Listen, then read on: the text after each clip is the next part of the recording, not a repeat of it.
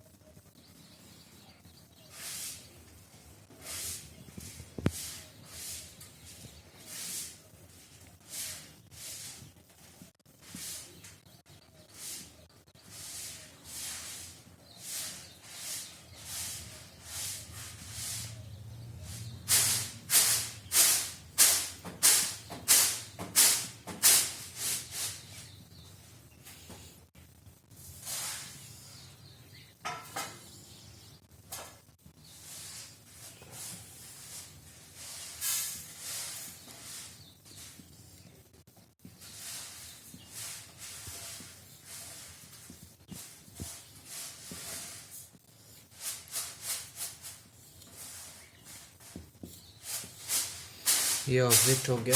तो इसमें क्या क्या बातों का ध्यान देना है।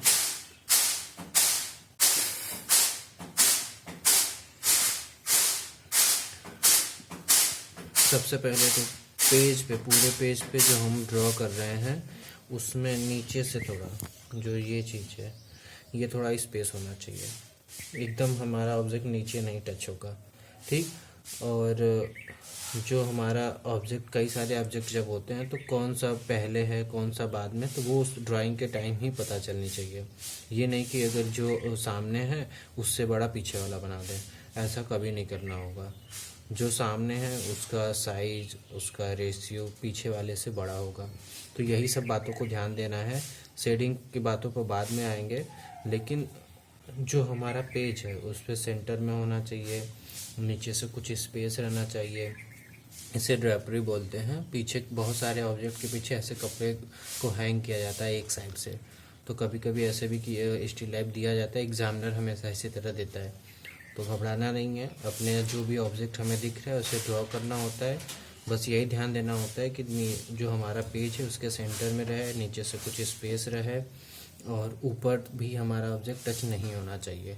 इस तरह से अगर कंपोज करके करेंगे तो हमारा स्टिल लाइफ बहुत ही सही होता है। फिर उसके बाद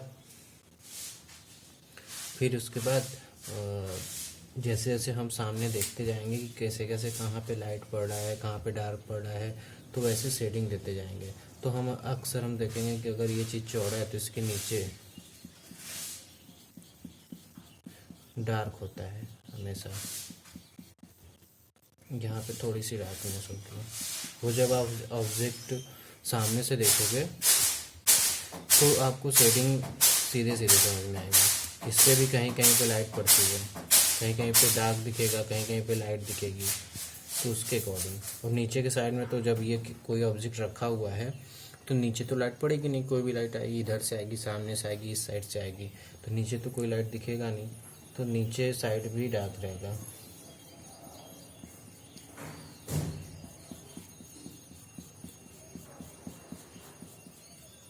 और जब ये फ्रंट में है और यहाँ पे जो भी इसके कुछ भी डिज़ाइन बनी हो उस पर अक्सर ऐसा बना होता है। और जब इसके पीछे कोई ऑब्जेक्ट है तो इसके पीछे रखा हुआ है, लाइट आगे से आ रही है, इधर से आ रही है, तो जब ये इसके पीछे है तो इस पर भी तो डार्क रहेगा, यहाँ पे लाइट पहुँच ही नहीं पाएगी, तो ये पार्ट अपने आप डार्क रहेगा।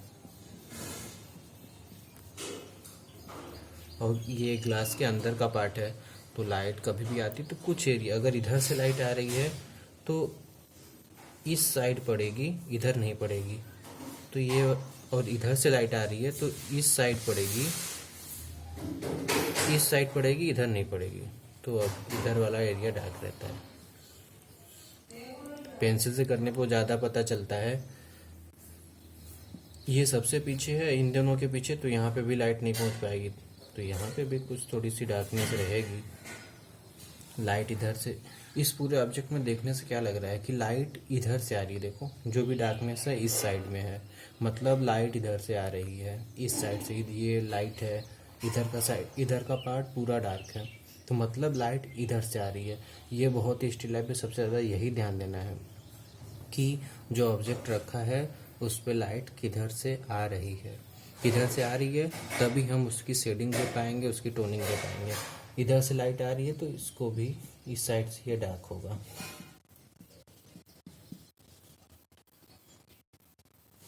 इसमें भी कुछ डार्कनेस होगी।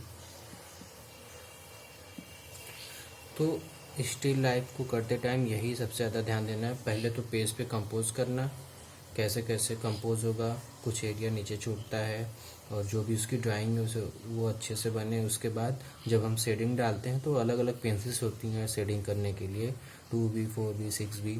डार्क लाइट शेडिंग के लिए 2B है, उससे डार्क के लिए 4B, उससे डार्क के लिए 6B, उससे भी ज़्यादा पेंसिलें आती हैं। तो हम देखेंगे कि लाइट इधर से आ रही है, डार्क इधर से होगा। तो इसी बातों का ध्यान देना है, लाइट को पहचानना है। जब आप सामने किसी चीज़ को रखोगे ना तो अपने आप दिखेगा कि उसमें कहीं कहीं डार्क शेडिंग आ रही है, कहीं कहीं लाइट पड़ रहा है उसमें। तो ये चीज़ हम सामने जब रख के कराएंगे तो ज़्यादा समझ में आएगा। अभी जो उसका स्टिल लाइफ का मेन कॉन्सेप्ट है कि कैसे करते हैं, वो इसी तरह करते हैं। अपने सामने ऑब्जेक्ट को रखते हैं, उसकी ड्राइंग करते हैं, और उसमें लाइट और डार्क पार्ट को देखते हैं, कहाँ पे लाइट हो रहा है, कहाँ पे डार्क, फिर उस पर हम शेडिंग देते हैं। पूरा स्टिल लाइफ हम इसी तरह से करते हैं, कलर से हो चाहे पेंसिल से हो।